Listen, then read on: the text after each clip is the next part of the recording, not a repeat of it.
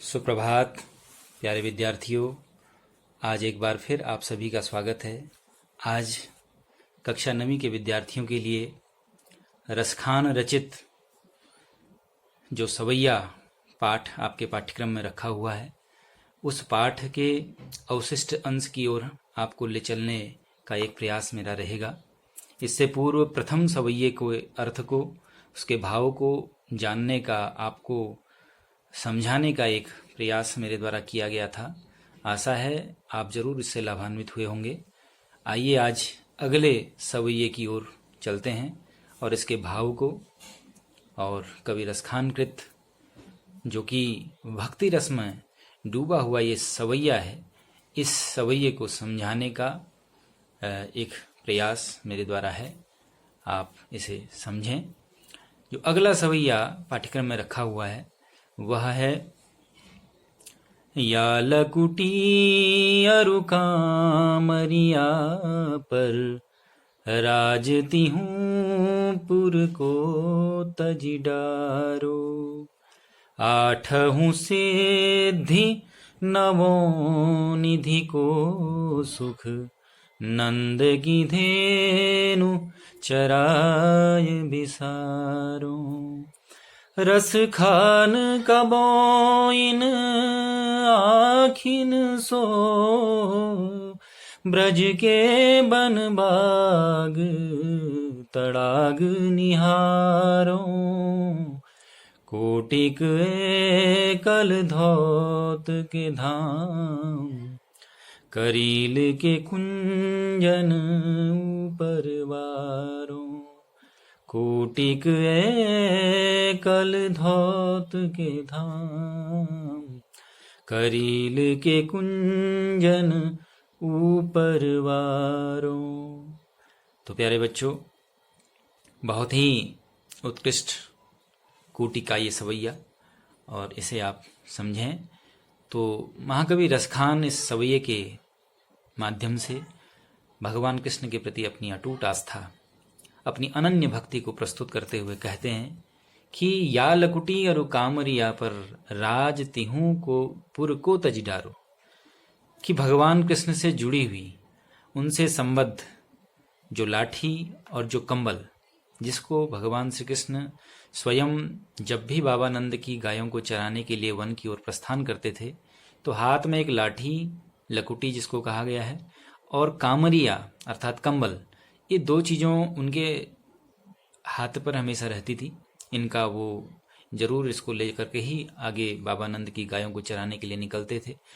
तो रसखान कवि का मानना है कि अगर मुझे भगवान कृष्ण के द्वारा प्रयुक्त की गई वो लाठी और वो कंबल, ये दोनों अगर मुझे संप्राप्त हो जाएं तो इनकी प्राप्ति के फलस्वरूप मैं तो तीनों लोकों का राजा भी, एक तरफ देखिए तीनों लोकों का राज्य हो और दूसरी तरफ भगवान कृष्ण से जुड़ी हुई और बाबा नंद की गायों को चराने फिरने के लिए जो लाठी और जो कंबल, ये दो चीजें एक साथ हों, और एक तरफ तीन लोकों का, स्वर्ग लोक, मर्त्यलोक और पाताल लोक, जो प्रमुख तीन लोक माने जाते हैं। वैसे तो 14 भुवन एक पति हुई, 14 भुवनों की चर्चा है शास्त्रों में है, लेकिन लोकत्रय प्रख्यात हैं। इन तीनों लोकों का, त्रिभुवन का यदि मुझे राज्य भी मिल जाए तो मैं भगवान कृष्ण की लाठी और कंबल को ही चुनना पसंद करूंगा। मैं इन लाठी और कंबल की प्राप्ति के लिए तो मैं तीन लोकों के राज्य को न्यौछावर करने के लिए तैयार हूं, इन तीनों को छोड़ने के लिए तैयार हूं।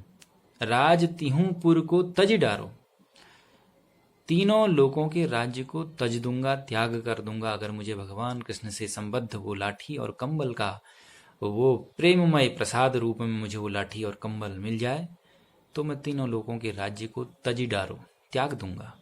तो ये भगवान कृष्ण के प्रति आस्था देखिए, भगवान कृष्ण के प्रति उनकी अनन्य भक्ति देखिए। वह भगवान कृष्ण से जुड़ी हुई हर वस्तु से भी उनका प्रेम है। ये मैंने आपको बताया कि प्रेम की अतिशयता है कि जहाँ एक सच्चे प्रेमी को अपने प्रेमी की, अपने आराध्य की, अपने उपास्य की एक एक वस्तु से भी प्रेम होने लगता है। ये प्रेम की पराकाष्ठा है।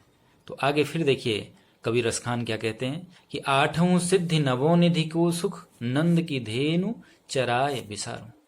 कि यदि मुझे बाबा नंद की गायों को चराने का एक अवसर मिले तो उस अवसर की प्राप्ति के लिए मैं क्या कर सकता हूं? 8 सिद्धि, शास्त्रों में 8 सिद्धियों की चर्चा की गई है कि अणिमा महिमा चैव गरिमा लघिमा तथा प्राप्ति ही प्राकाम में ईशित्वम बसित्वम चाष्ट सिद्धया। ये 8 सिद्धियां, जिसकी इन 8 सिद्धियों की और नवनिधियों की संप्राप्ति जिसको हो जाती है, उसके लिए संसार में कोई भी चीज दुष्प्राप्य नहीं होती, कोई भी चीज अप्राप्य नहीं होती। हर किसी चीज को, हर वस्तु को वो आसानी से सहजतया प्राप्त कर लेता है। तो मुझे अगर 8 सिद्धि और 9 निधियों का सुख भी यदि प्राप्त हो जाए, तो इन 8 सिद्धि और 9 निधियों के सुख को भी मैं विसार दूंगा, भूल जाऊंगा। किसके लिए? नंद की धेनु चराए विसारूं। ये सुख मेरे लिए बहुत बड़ा मायने नहीं रखता। मेरे लिए इससे बड़ा सुख किसमें है? बाबा नंद की गायों को चराने में।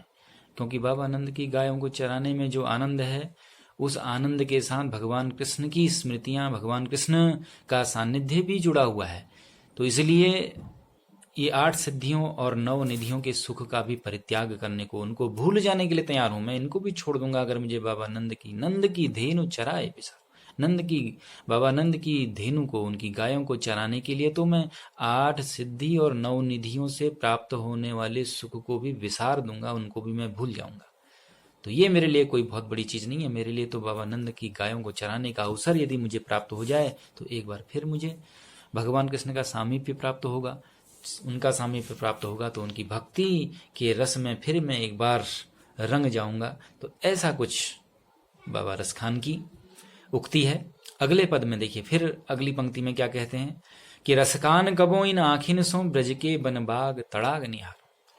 कहते हैं कि रसखान कबो इन आखिन सो, रसखान कहते हैं कि कबो इन आखिन सो, क्या कभी ऐसा वक्त आएगा कि अपने इन चर्म चक्षुओं से, कभी प्रत्यक्षतः मैं अपनी इन आंखों से ब्रज के बनबाग तड़ाग निहारूं।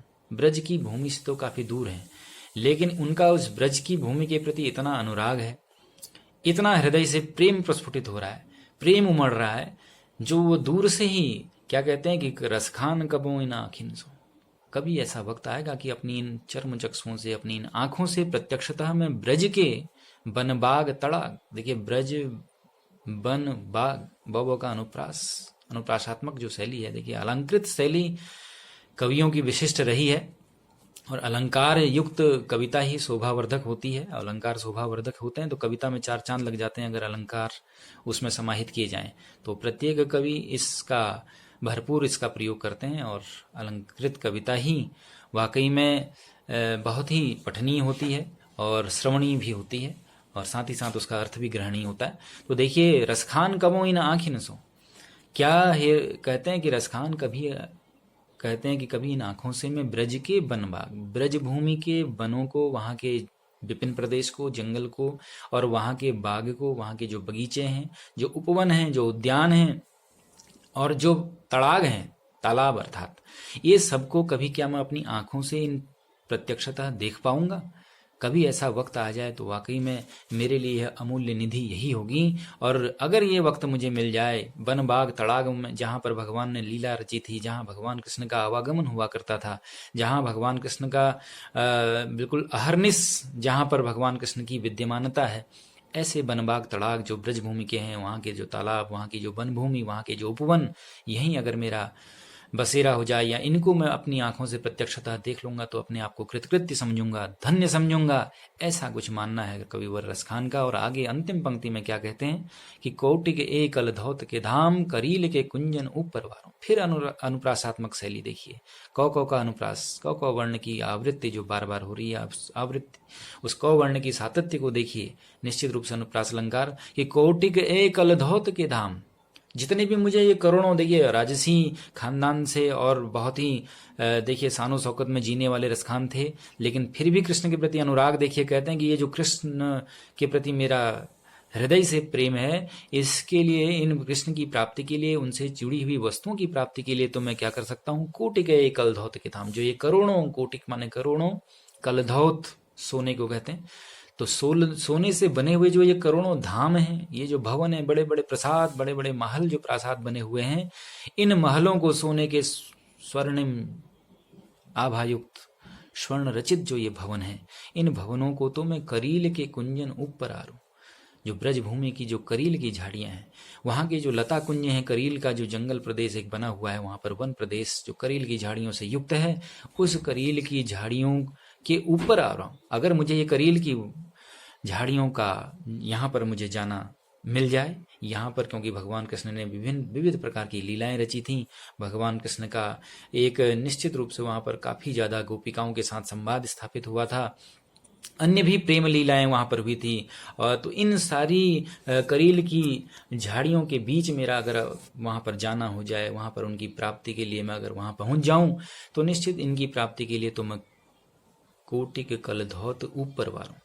ये करील की झाड़ियों के लिए प्राप्ति के सामने तो मैं किसके ऊपर इनको वार सकता हूँ, किनके ऊपर न्यौछावर कर सकता हूँ? करोड़ों करोड़ों जो सोने के महल हैं, सोने के महल की आकांक्षा मुझे नहीं है। इनके लिए तो इनका तो मैं त्याग कर दूं, इनको तो, इनके ऊपर तो मैं किसको न्यौछावर कर सकता हूँ? करील की झाड़ियों को। मतलब मुझे करील की झाड़ियाँ ज़्यादा अपेक्षित हैं, ज़्यादा अभीष्ट हैं, इसलिए क्योंकि वहाँ भगवान कृष्ण का सामीप्य है, भगवान कृष्ण की लीलाओं की गाथा है और भक्ति रसामृत है।